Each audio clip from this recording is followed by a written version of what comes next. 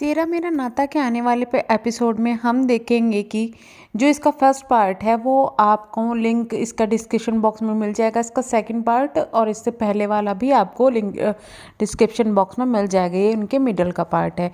तो चलिए शुरू करते हैं आज की वीडियो। तेरा मेरा नाता के आने वाले एपिसोड में हम देखेंगे कि गाँव वाले ज़बरदस्ती नील को मंडप में बिठा देते हैं। वहाँ पर मामी और आलेख बहुत खुश होते हैं। वह तैयारी कर रहे होते हैं शादी की कि अब शादी हो जाएगी और चाहत का यहाँ से पीछा छूट जाएगा। इतने में उनके पास में गज़ाला आती है। वह कहती है कि ये आपके लिए बहुत अच्छा चांस है, आप लोगों में फैला देना कि आपने दूसरी धर्म की लड़की से रक्षा की है अपने बेटे की, और आप जाके महंत बन जाना और मैं फैला दूंगी कि मैंने अपनी बेटी को उस धर्म के व्यक्ति से बचा लिया है, तो मैं वहाँ पर जो है अपना इलेक्शन जीत जाऊंगी। सब बहुत खुश हो रहे होते हैं।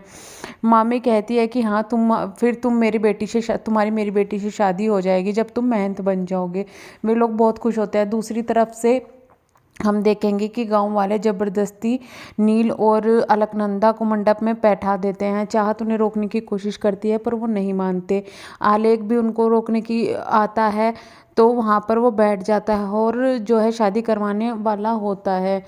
अलकनंदा भी शादी के लिए मना करती है पर गांव वाले ज़बरदस्ती करते हैं। वहाँ पर वो कहती है कि इनका जो है कौन कौन खड़ा होगा। एक तो बूढ़ी औरत वहाँ पर कहती है कि नहीं, ये शादी होना अभी बहुत ज़्यादा ज़रूरी है। चाहत सोचती है और अलकनंदा से कहती है कि अलकनंदा मैंने तो तुम्हें नील के बारे में सब कुछ बताया था, क्या तुम्हें वो सब सुन के लगता है कि नील ऐसी कुछ हरकत कर सकता है। अलकनंदा सोचती है कि मैंने भी इनसे बात की थी, वे तो जब भी डॉक्टर मैडम की बहुत चिंता कर रहे थे, तो ये ऐसा कैसे कर सकता है। अचानक से उसका हाथ उसकी नज़र आलेख के हाथ पर पड़ी माला पर पड़ती है। वह याद करती है कि ऐसी तो रुद्राक्ष की माला वहाँ तब भी पहनी हुई थी जब गाड़ी में बैठे हुए थे, तो उसे कुछ याद आता है। वह कहती है, वह मंडप से उठ जाती है और कहती है कि रुक जाओ, मैं ये शादी नहीं कर सकती। तो गांव वाले बहुत ज़्यादा गुस्सा होते हैं। वह कहते हैं कि मेरे बाबा ने जिससे मेरा शादी करने का वादा किया था, जिसने मेरे बाबा से शादी करने का वादा किया था, वो ये नहीं है, वो ये है। वो आलेख की तरफ इशारा करके कहते कि आलेख से शादी करने का वादा किया था।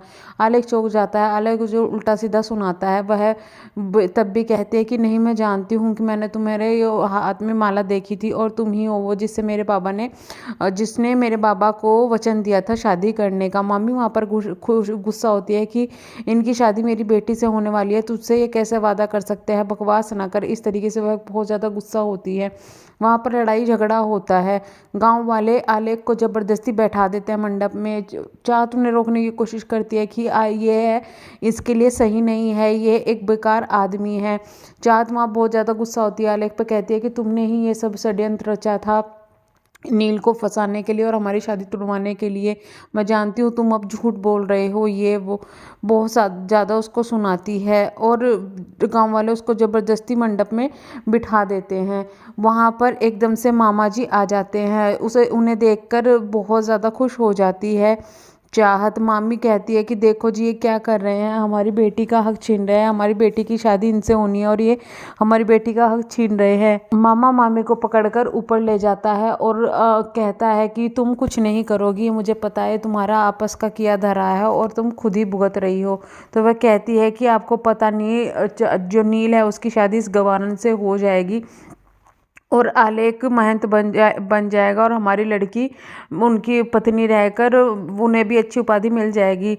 तो मामा कहते हैं कि मुझे इसकी कोई ज़रूरत नहीं है, जो हो रहा है सही हो रहा है और तुम ये शादी नहीं रोकोगी। मामी फिर भी भागने की कोशिश करती है लेकिन मामा उसे पकड़ के कहते हैं कि नहीं, तुम कहीं नहीं जाओगे, और कमरा बंद करके वहाँ से चले जाते हैं।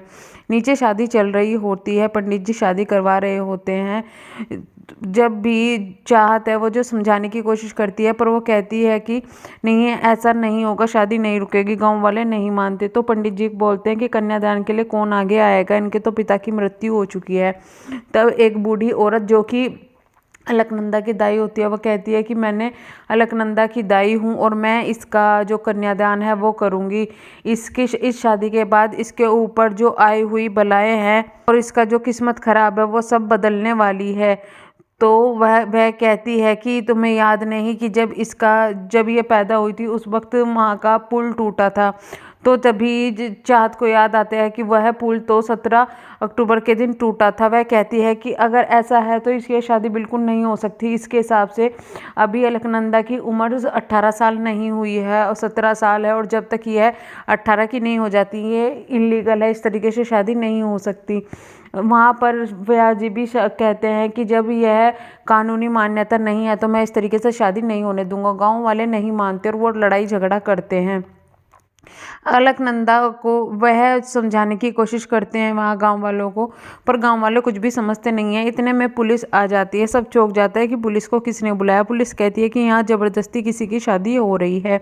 ऊपर से मामी चिल्लाती है। वह कहती है कि इंस्पेक्टर साहब इन्होंने मुझे ज़बरदस्ती यहाँ बंद किया हुआ है। इंस्पेक्टर उसे छुड़ा के नीचे लेके आता है तो वह कहती है कि रोक दो इस शादी को। तो चाहत बोलती है कि ये शादी ज़बरदस्ती तो हो रही है, लेकिन उससे ज़्यादा ज़रूरी यह है कि लड़की की उम्र अभी 17 साल है और ये नाबालिग है। अभी इसके 6 महीने उन्हें बाकी है 18 साल में, तो कानूनी रूप से शादी नहीं हो सकती। एक व्यक्ति कहता है कि ये शादी तो होकर रहेगी। पुलिस वाले को गुस्सा होता है और वो जाकर उसको खींचता है और कहता है कि तुझे मैं देख लूँगा, और उसे अपने साथ में ले जाता है। उनमें से एक आदमी बहुत गुस्सा होता है और बोलता है, डॉक्टर नी साहिबा तुमने ये ठीक नहीं किया। अब इस लड़की के पास कोई चारा नहीं है बाजार में बिकने के अलावा। अब हम इसे गांव वाले इसे कभी नहीं अपनाएंगे। अब हम इसे गांव नहीं लेके जा सकते। चाहत उसे बहुत ज़्यादा गुस्सा होती है, कहती है कि ये मेरी छोटी बहन है और अब ये हमारे साथ में ही रहेगी। पुलिस उस आदमी को भी पकड़ के ले जाते हैं। चाहत उसे कहते हैं कि तुम हमारे साथ में रहना, और अच्छा हुआ कि अभी तुम्हारे से अलेख की शादी नहीं हुई। जब तुम 18 साल की हो जाओगी तुम बाद में 6 महीने बाद खुद फैसला ले सकोगी तुम्हें शादी करना है या नहीं करना है। तो वह उसको ले जाने वाली होती है, तभी व्याजू सब रोकते हैं कि हमारे धर्म की लड़की तुम्हारे साथ में नहीं रहेगी।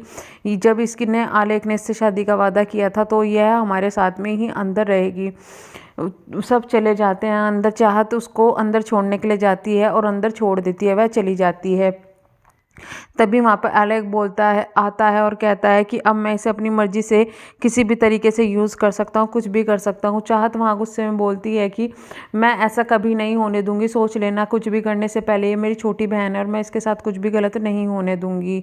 दूसरी तरफ हम देखेंगे कि मामी बहुत ज़्यादा गुस्सा होती है आलेख पर कि तुमने शादी के लिए बैठ कैसे गए। आलेख कहता है कि जब मेरे सामने उन्होंने बंदूक रख दी थी मैं क्या कर सकता था। अभी तुम टेंशन मत लो, 6 महीने हैं हमारे पास में, जब तक हम उसे इस घर से भी निकाल देंगे और फिर मैं शादी भी कर लूँगा और नील की शादी भी हम तुड़वा देंगे। मामी कहती है कि ये काम मैं करूँगी उसे इस घर से निकालने का।